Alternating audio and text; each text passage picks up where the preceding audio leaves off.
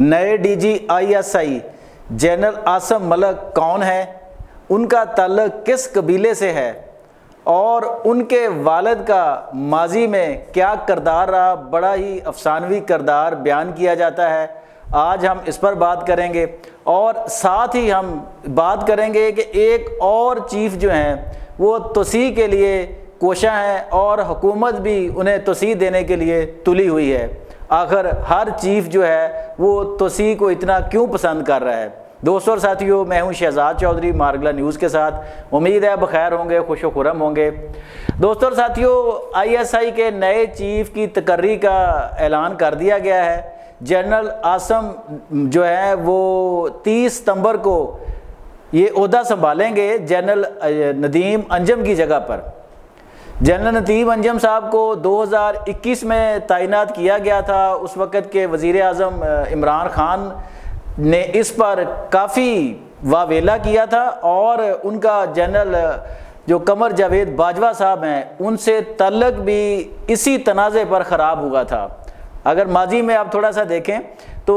عمران خان ہر صورت زیر عتاب اس وقت لیفٹیننٹ جنرل ریٹائرڈ فیض حمید صاحب کو ہی ڈی جی آئی ایس آئی ان کو کنٹینیو کرنا چاہ رہے تھے، لیکن قمر جاوید باجوہ صاحب جو تھے ان کا اس وقت یہ خیال تھا کہ ان کو کمانڈ کی کور کمانڈ کرنی چاہیے تاکہ ان کا نام اگلے آرمی چیف کے لیے آ سکے۔ اس پر تنازع ہوا، لیکن بہرحال جنرل ندیم انجم صاحب کو ڈی جی آئی ایس آئی تعینات کر دیا گیا۔ ندیم انجم صاحب نے 3 سال فیض حمید کی نسبت جو ہے وہ معاملات کسی اور طرح چلائے۔ وہ انہوں نے خود کو ایک پروفیشنل سولجر ثابت کیا، انہوں نے کبھی خود کی ذات کو نمایاں نہیں کیا۔ وہ آئی ایس آئی کا جو کردار ہے، جو اپنی پروفیشنل ذمہ داریاں ہیں، وہ صرف وہی ادا کرتے رہے، وہ کبھی بھی میڈیا کی زینت نہیں بنے۔ اب ہم آتے ہیں کہ جنرل عاصم ملک صاحب جو ہیں، جو 30 ستمبر کو یہ ذمہ داریاں سنبھالیں گے، ان کا ویژن کیا ہے یا ان کی شخصیت کس طرح کی ہے، وہ کس خاندان سے ہیں؟ لیفٹیننٹ جنرل عاصم ملک صاحب جو ہیں وہ اس سے پہلے جی ایچ کیو میں ایڈجوٹنٹ جنرل جو ہوتا ہے اس کے عہدے پر اپنے فرائض سر انجام دے رہے تھے، اور اس سے کچھ پہلے انہوں نے جو بلوچستان میں انفینٹری ڈویژن ہے اس کو کمانڈ کیا تھا، اور پھر وزیرستان میں انفینٹری بریگیڈ جو ہے وہ اس کو بھی کمانڈ کر چکے ہیں، اور پھر اس سے پہلے وہ chief instructor national defence university اور انسٹرکٹر جو ہے وہ command and staff college Quetta میں بھی اپنی ذمہ داریاں سر انجام دے چکے ہیں۔ جنرل عاصم ملک ایک پروفیشنل فوجی ہیں، اور ان کا بیک گراؤنڈ بڑا ہی مضبوط ہے فوج کے ساتھ نا۔ کیونکہ ان کے والد جو ہیں وہ بھی لیفٹیننٹ جنرل کے طور پر فوج سے ریٹائر ہوئے تھے۔ ان کا قبیلہ جو ہے وہ کنڈان قبیلہ جو ہے وہ ایک پروفیشنل فوجیوں کا قبیلہ کہا جاتا ہے۔ ان کا گاؤں جو ہے اس کو تو بہادری اور شجاعت کا ایک مرکز کہا جاتا ہے،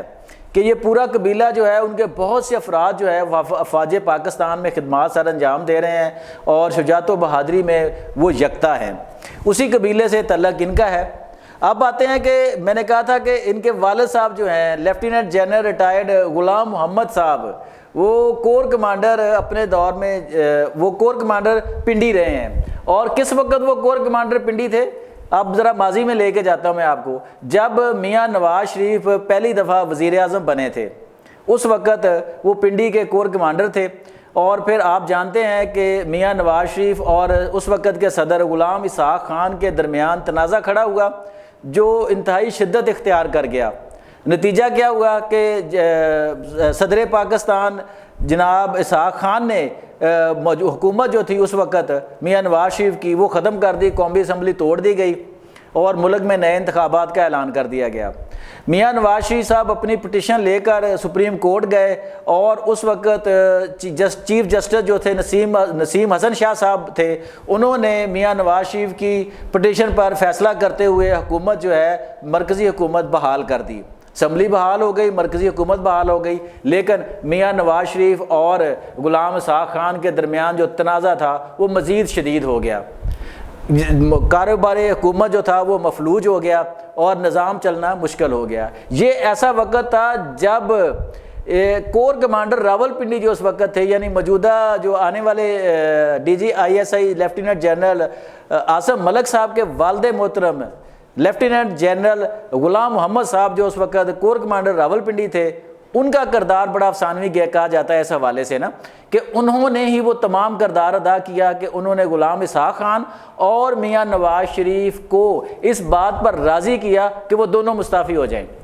کیونکہ تنازع کا کوئی اور حل نہیں تھا، نہ میاں نواز شریف صاحب بیک سٹیپ پہ جانا چاہ رہے تھے، نہ ہی غلام اسحاق خان صاحب جو ہیں وہ بیک سٹیپ پہ جانا چاہ رہے تھے۔ تو یہ تمام تر کوششیں جو تھیں اس وقت لیفٹیننٹ جنرل جو غلام محمد صاحب تھے کور کمانڈر راولپنڈی ان کی تھیں، اور انہوں نے ان دونوں صاحبان کو اس بات پر راضی کیا تھا کہ یک وقت دونوں استعفیٰ دیں گے۔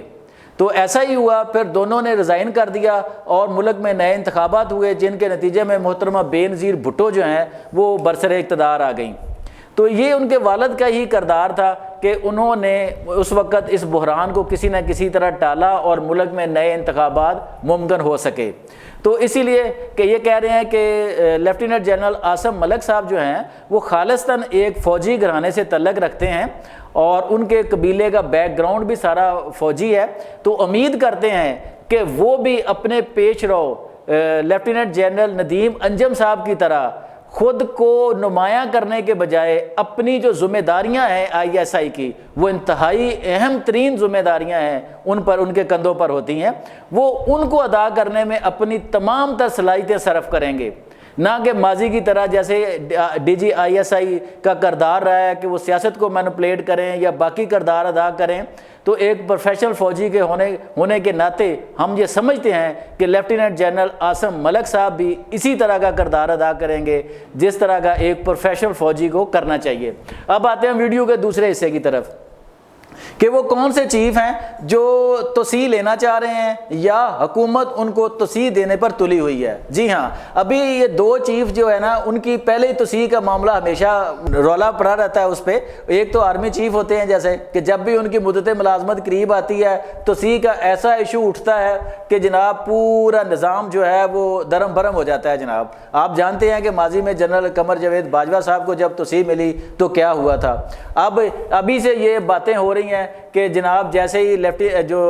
جنرل عاصم منیر صاحب جو ہیں ان کا ٹائم قریب آئے گا تو ہو سکتا ہے جو ابھی تک ہمارے پاس اڑتی خبریں آتی ہیں کہ پھر توسیع کا معاملہ جو ہے نا وہ اٹھ کھڑا ہوگا۔ اور ابھی ایک توسیع کا معاملہ